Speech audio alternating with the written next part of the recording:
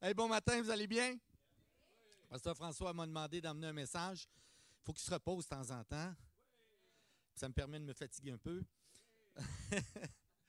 On est toujours dans la série. En fait, vous savez, il y a un élément dans notre société aujourd'hui qui est dans Galates 5,22, qui est le fruit de l'esprit, bien sûr, mais ça s'appelle la paix.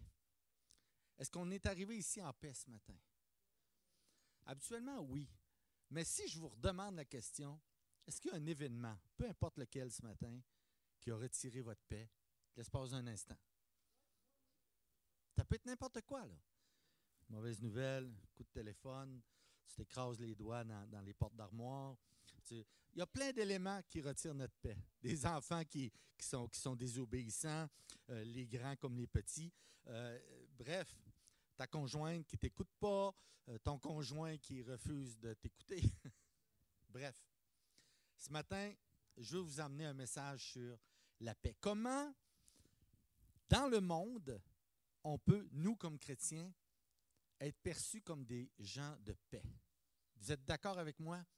Comment on peut aller chercher cette paix? C'est ce qu'on va voir ensemble ce matin. La paix, c'est quelque chose qu'il ne faut pas confondre avec la joie. Parfois, les gens vont dire « Ah, je suis content, je suis en paix ». C'est pas pareil. Vous allez voir ce matin que la paix que Dieu donne, ce n'est pas la même paix que le monde donne. D'ailleurs, Jésus l'a dit. Et on va le voir ce matin. Vous savez que depuis près de 2000 ans, on a recensé, et c'est vrai, là, ben, je ne compte pas de mentir non plus, je ne sais pas si vous comptez les mensonges, près de 15 000 guerres depuis la naissance de Jésus-Christ dans le monde.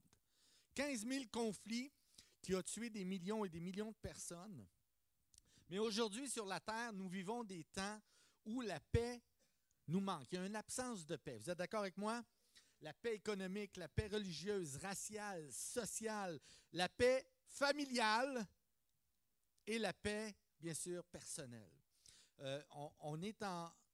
Parfois, on est en conflit avec nous. On n'a pas la paix avec nous-mêmes. Ça peut arriver dans notre vie, des situations où on n'a pas la paix avec nous. Donc, on est dans une époque où on a besoin de paix. Vraiment. Et je regarde particulièrement depuis la pandémie, je ne sais pas si vous êtes d'accord avec moi, on voit des éléments qui nous enlèvent notre paix, le rehaussement des aliments, le rehaussement des loyers, le coût de loyer, les coûts augmentent, ça nous enlève notre paix. On est moins en paix. Est-ce qu'on va arriver? Est-ce qu'on va... Comment on se pose plein de questions. Alors, notre paix, elle est mise à l'épreuve. La mienne comme la vôtre.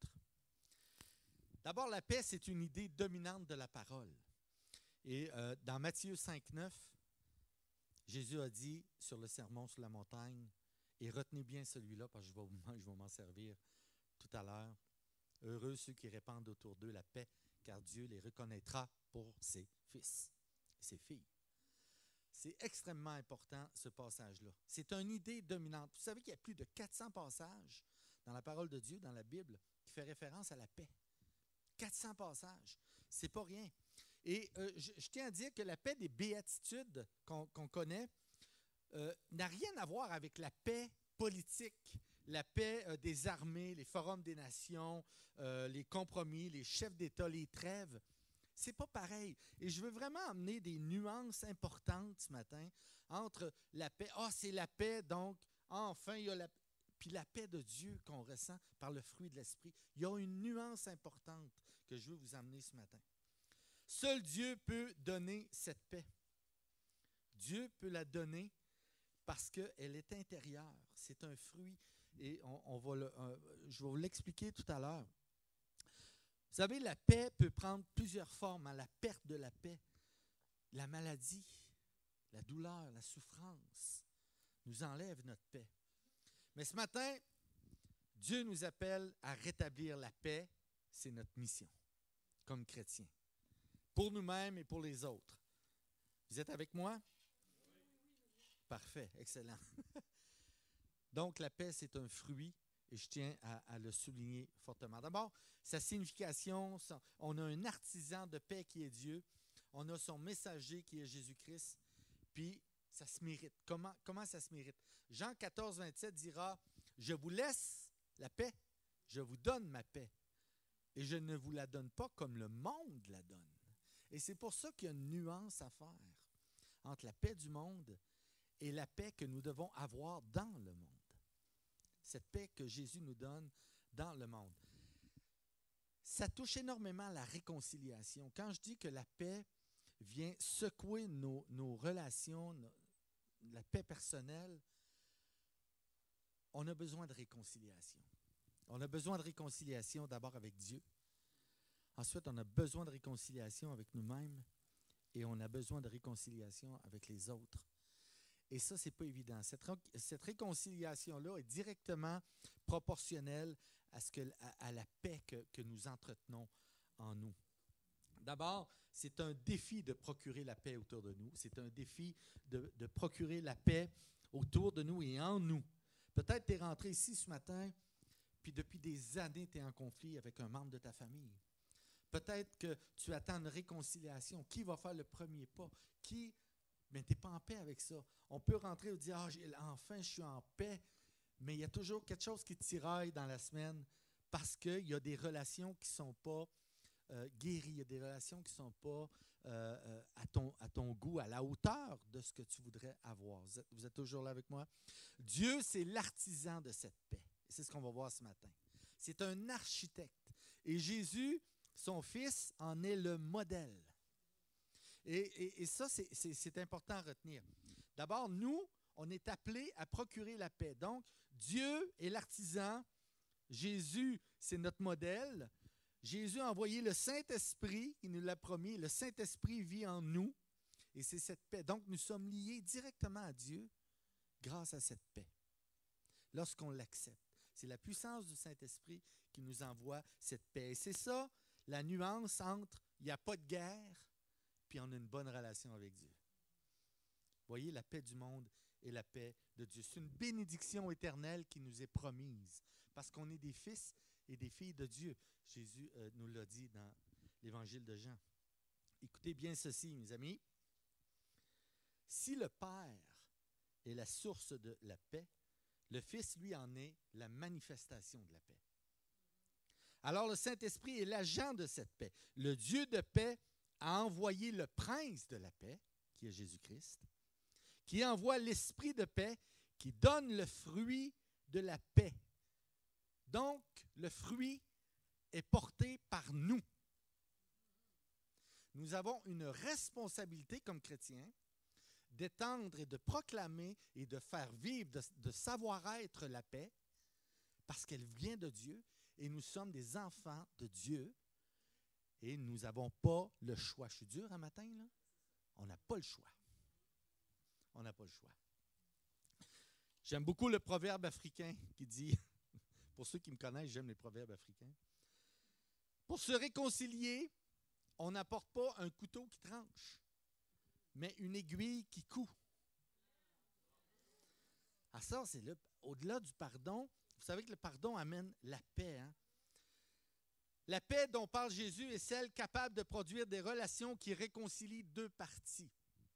Levez la main ceux qui ont des conflits, qui ont déjà eu des conflits ou qui veulent régler des conflits. On a tous.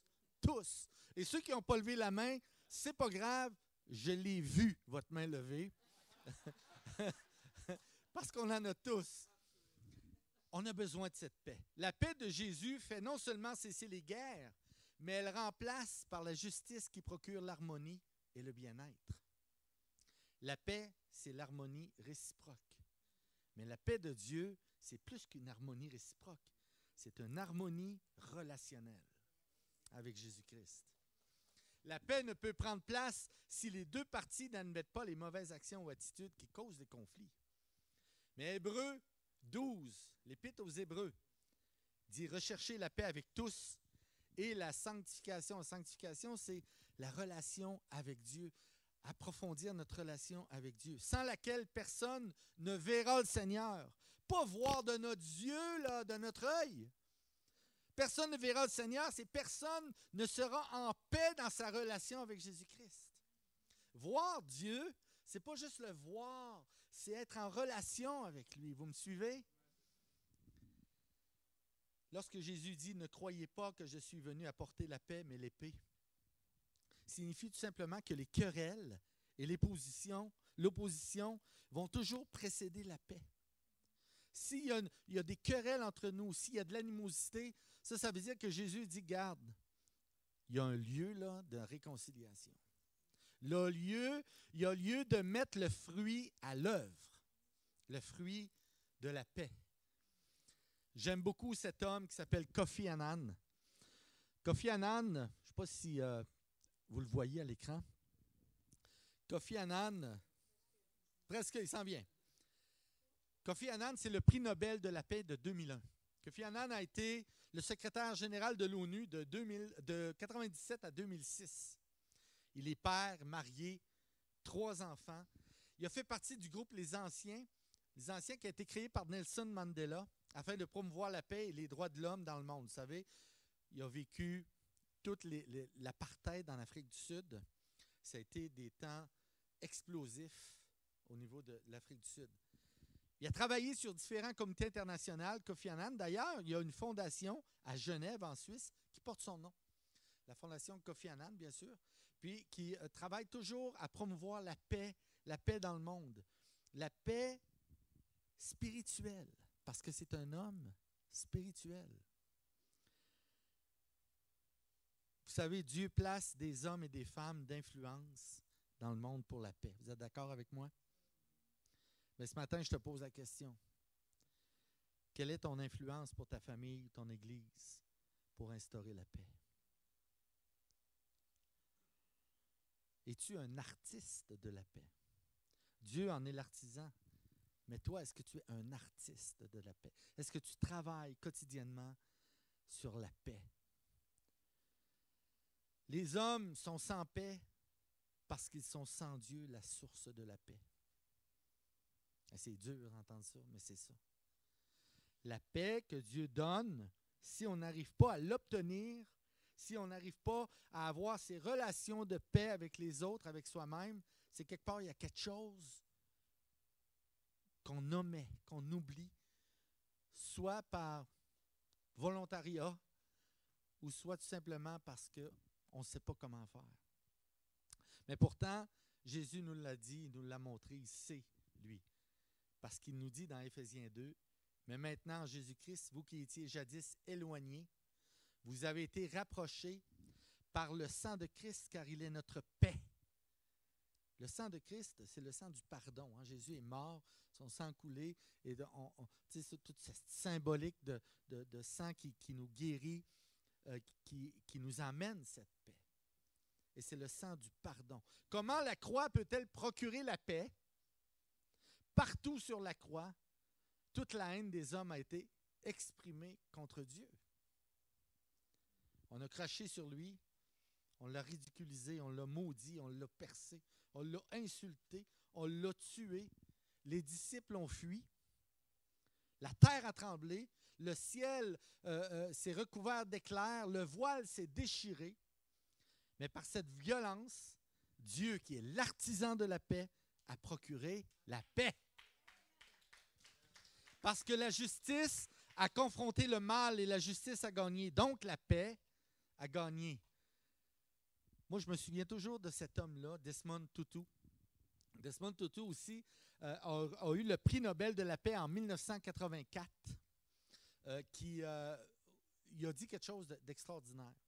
Il dit, si vous désirez la paix, ne parlez pas avec vos amis, parlez avec vos ennemis. Et en parlant avec vos ennemis, la réconciliation va prendre place. Et lorsque la réconciliation prend place, la paix prend place.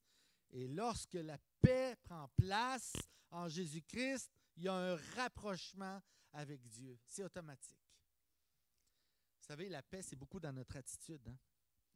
C'est Saint-Exupéry qui dit « Allez de par le monde et, si nécessaire, ouvrez la bouche. Proclamez la parole, mais ouvrez la bouche si nécessaire. » La paix, on le voit dans les gens.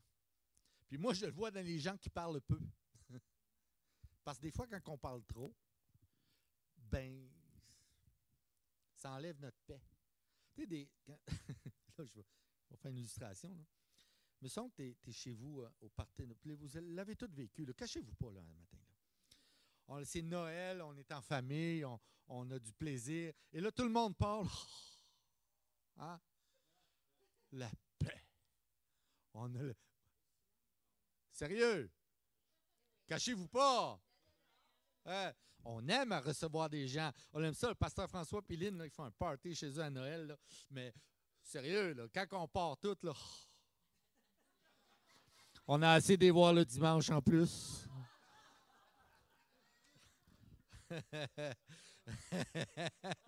Elle était pour vous, ça. Desmond Tutu a été archevêque anglican de l'Afrique du Sud. Il fut professeur de théologie. Il a été défenseur de la paix lors de l'apartheid. Il a reçu le prix Nobel de la paix en 1984. Il fut, tout comme Kofi Annan, qu'on a vu tantôt, membre de la Commission sur la réconciliation créée par Nelson Mandela. Son apport sur la réconciliation est, en 1998, une pierre angulaire sur le succès anti-apartheid en Afrique du Sud. Nous autres, on est bien ici, là. On est bien, je vous le dis, là. Nelson Mandela, imaginez, il a fait 25-27 ans de prison. Je lisais son livre, sa biographie. Dans une... Sa cellule, là, c'était gros comme un 4x8 ici, là. Alors, il couchait là-dedans, il y avait une chaudière pour faire ses besoins. Il n'a jamais dit un mot. Il a prié. Il a prié pour sa nation. Il a prié pour lui, il a prié pour sa famille. Et lorsqu'il est sorti de prison, il est devenu président de l'Afrique du Sud.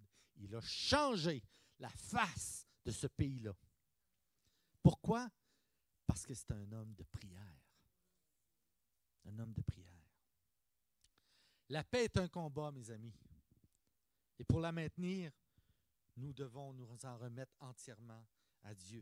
Vous êtes d'accord avec moi?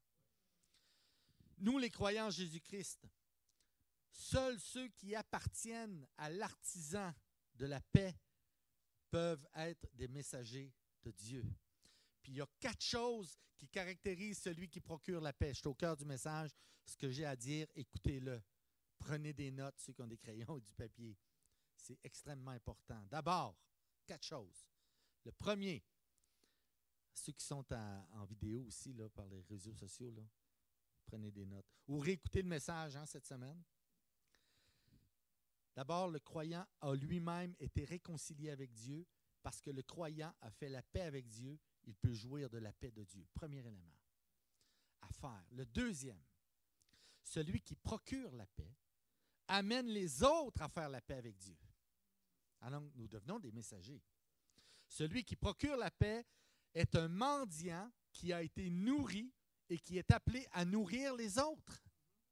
Troisièmement, celui qui procure la paix aide les autres à faire la paix avec les autres. C'est le troisième élément. Pourquoi? Parce que l'artisan de paix construit des ponts entre les hommes et Dieu. Quatrième élément. Celui qui procure la paix recherche un terrain d'entente. Les enfants de Dieu doivent combattre sans se quereller, sans se confronter et sans s'offenser.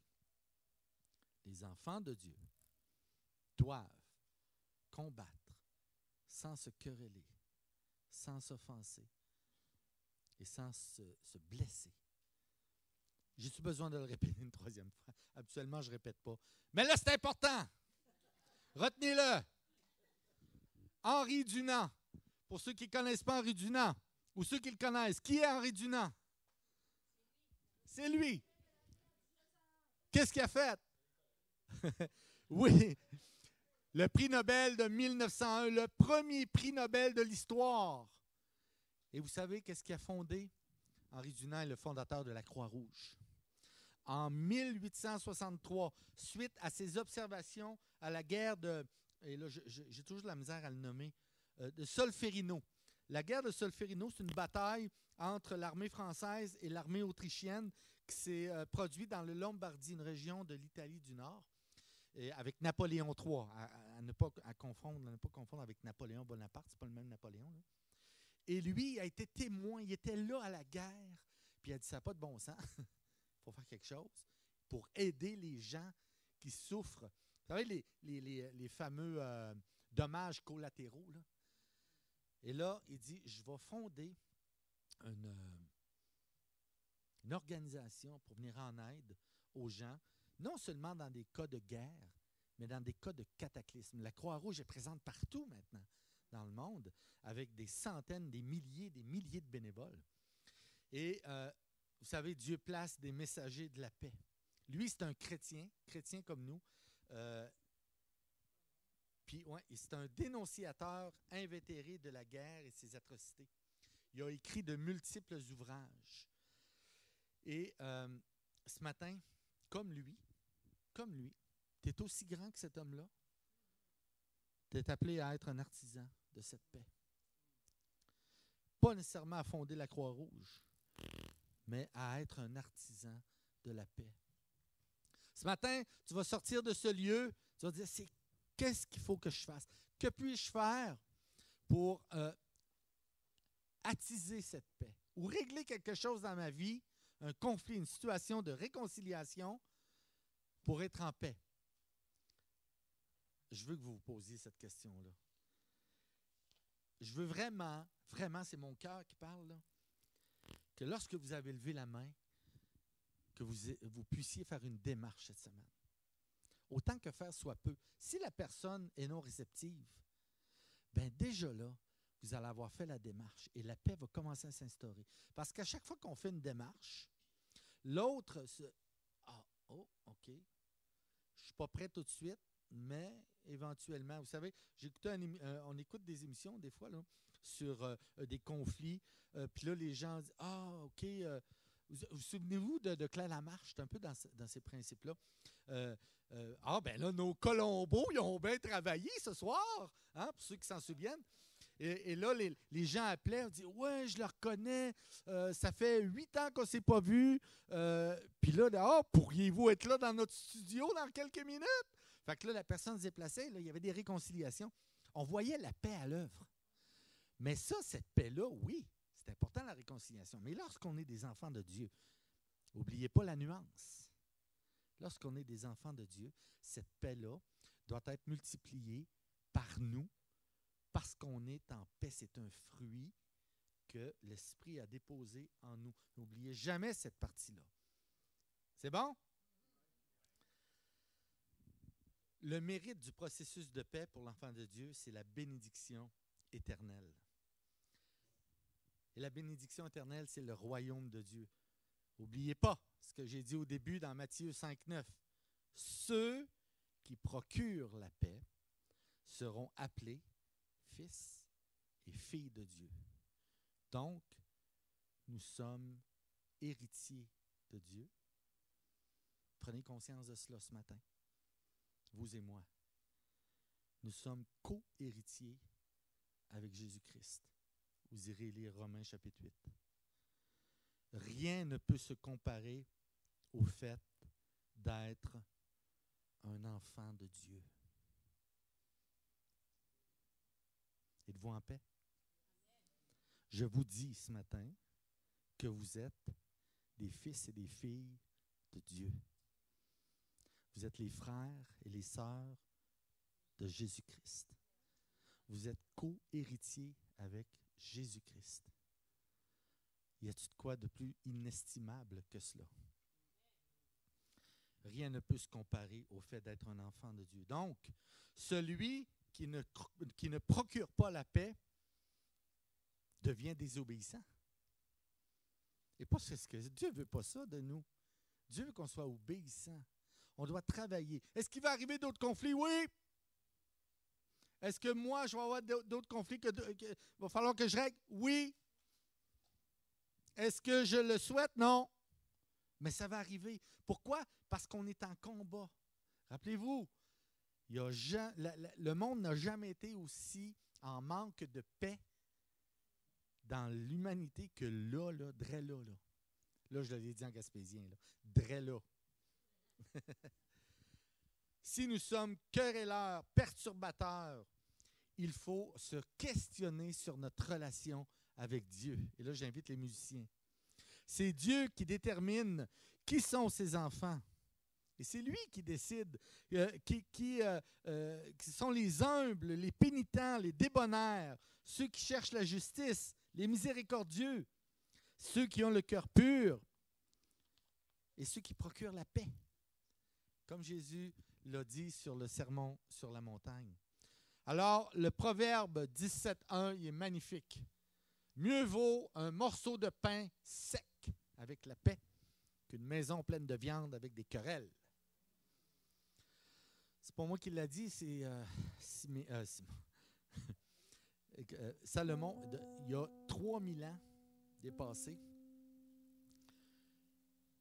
Mieux vaut un morceau de pain. Moi, j'aime le pain sec, puis c'est sérieux, là. Puis là, je lisais ça, je disais, merci mon Dieu de me faire aimer le pain sec. Mais parfois, un bon steak, c'est bon. Mais vous comprenez l'importance que je veux vous amener. Vous êtes appelé à être un artisan de cette paix. Jésus te demande d'être un artisan de cette paix. Bienveillant en toutes circonstances. Recherche la bienveillance. Recherche le caractère de Jésus-Christ dans sa paix. Recherche à recevoir la bénédiction de Dieu pour être un fils et une fille de Dieu. Parce que tu es appelé à cela. Jean 20, 19, 21 dira, le soir de ce jour, qui était le premier de la semaine, les portes du lieu où se trouvaient les disciples étant fermées à cause de la crainte qu'ils avaient des Juifs. Rappelez-vous, Jésus est décédé. Ils sont rassemblés. Alors, Jésus est ressuscité. Et il est venu, il est arrivé. Il se présente au milieu d'eux, il leur dit, la première chose qu'il leur dit, hey, la paix soit avec vous. Donc, si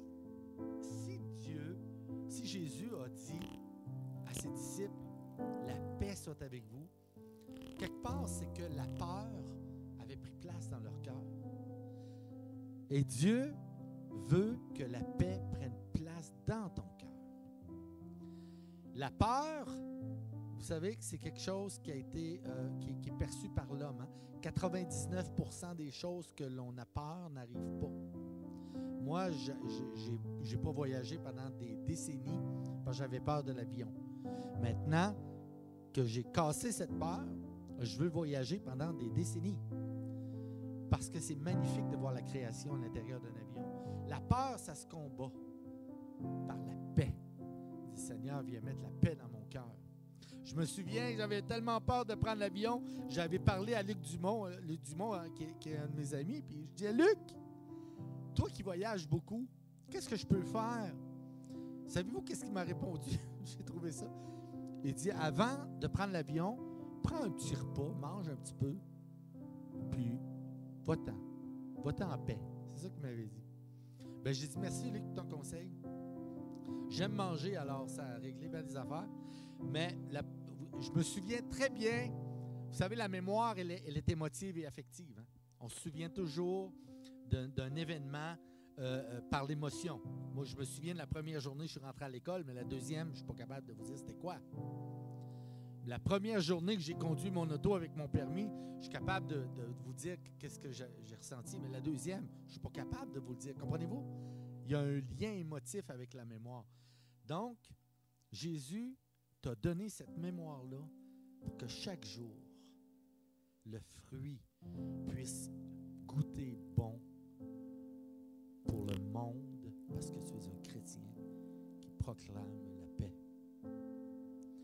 Nous sommes regardés, nous sommes épiés aujourd'hui, en 2025, avec la loi sur la laïcité, avec tous les éléments. On a sorti Dieu de nos églises, on a enlevé nos institutions, et on a enlevé cette paix que Dieu avait instaurée dans nos sociétés parce qu'on l'a retirée.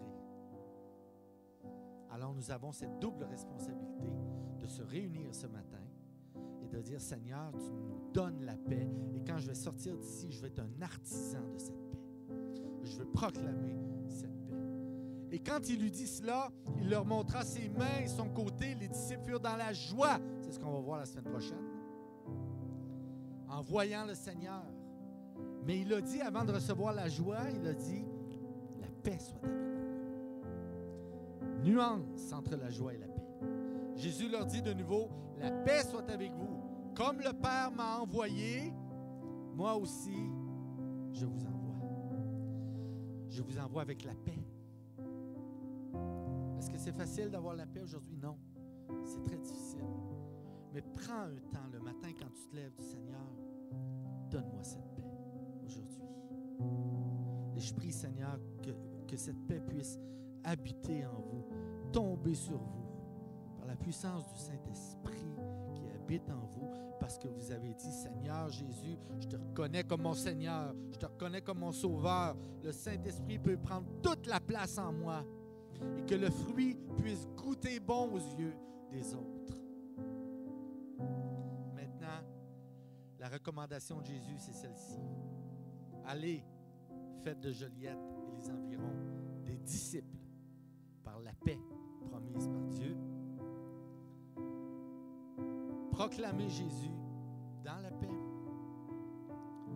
Dans l'adversité, sois en paix. Dans les épreuves, les difficultés, sois en paix. Comment je fais ça?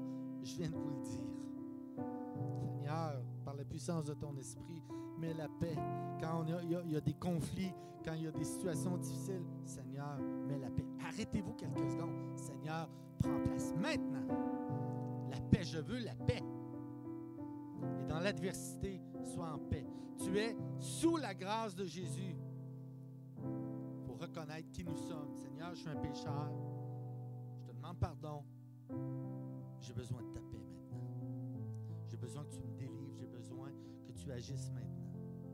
Vous savez, des fois, on ne sait pas trop comment prier, on ne sait pas trop comment demander parce qu'on est tellement pris dans des conflits, dans des épreuves, dans des situations difficiles, qu'elles soient monétaires, relationnelles, personnelles, psychologiques.